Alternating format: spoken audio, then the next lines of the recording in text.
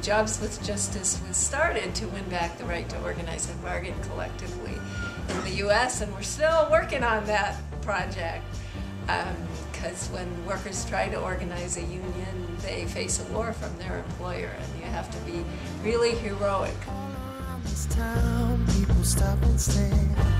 I can feel the eyes upon me. See it in the face, there's nobody there. I felt that look before. They don't want me here. They don't want me. They don't want me here. They don't want me. They don't want me here. They don't want me. They don't want me here. They don't want me. Love God, I've been left. You won't find it here. Sorrow is the king. Long living. Empathy's a child lost amongst the crowd. Wouldn't feed a starving man if he's dying. All the greener leaves turn a shade of gray, and are trodden in the path of the many. They want to build a Walmart. We say no, no, no. Mr. Walmart. Who do you think you are, Mr. Walmart? You're never gonna get my love. Nobody focuses on the issues that, okay, you're not paying for my health care. Okay, you're shaving off my hours in overtime. Okay, you're asking me to come in early and stay late and don't really want to pay me. You just want me to lose that time at the end of the day. We did what was called a Change to Win, where we did a press conference in the parking lot of Walmart, and I basically said that associates should have a right to speak up and to sign a union card if they wanted to. The day after that press conference, when I returned to work, management kind of changed. They didn't speak to me for the next few months, and basically my life changed from 40 hours a week to 18 hours a week.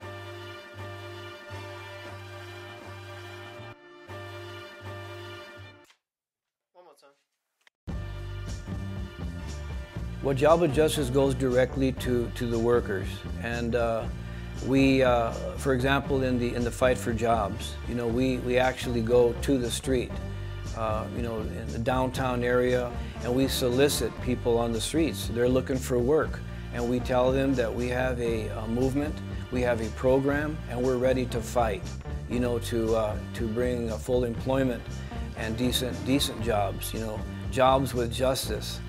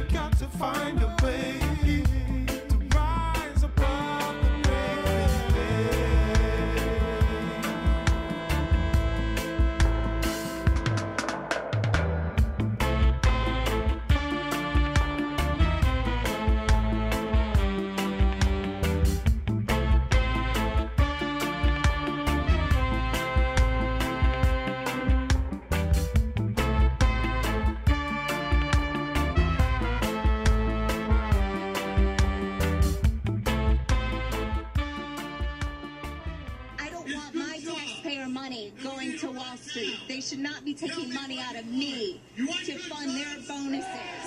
I want jobs. I live in Western New York and we need jobs.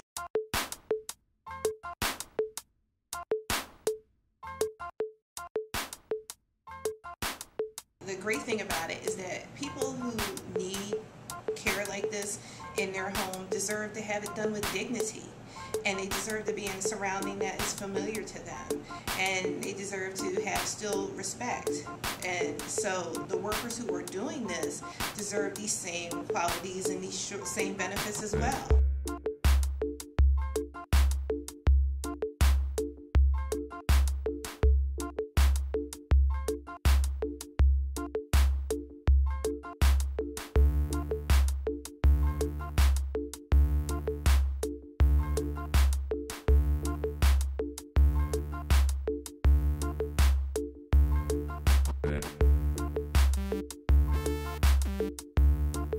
We look at the question of migration as a result of the transnational corporations and what they've done to integrate themselves and penetrate into the economies of other countries.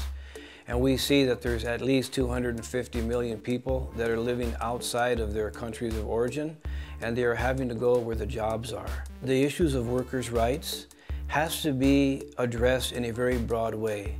It has to be addressed in a global way, because that's the way the corporations have actually moved. They've moved on a global level of markets. They put people to work and exchange commodities on a global basis. Their whole focus now is global. So our internationalism has to meet their transnational operations.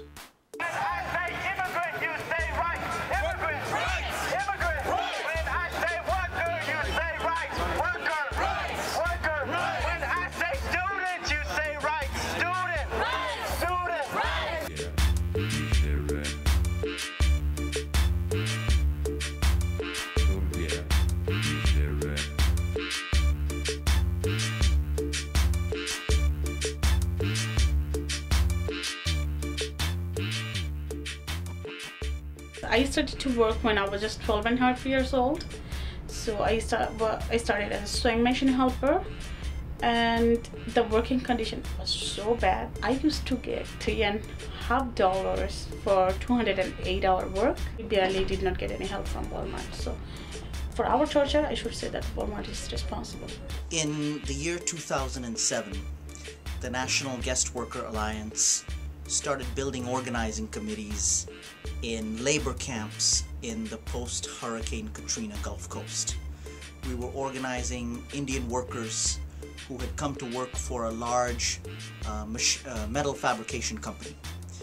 3 years later, the Indian workers had escaped from the labor camp. They walked from New Orleans to Washington. They ran a hunger strike, and they fought against the actions of the company. Signal International worked with immigration to retaliate against the organizing and undercut their organizing drive. In 2010, we won complete legalization for these workers. We won family reunification, and we won an open exposure of the way that immigration authorities worked with the company to undercut the organizing. In other words, we won in microcosm for 250 workers what the labor and immigrant rights movements are fighting for 11 million. It was an extraordinary success, and it wouldn't have happened without Jobs with Justice. Oh, yeah.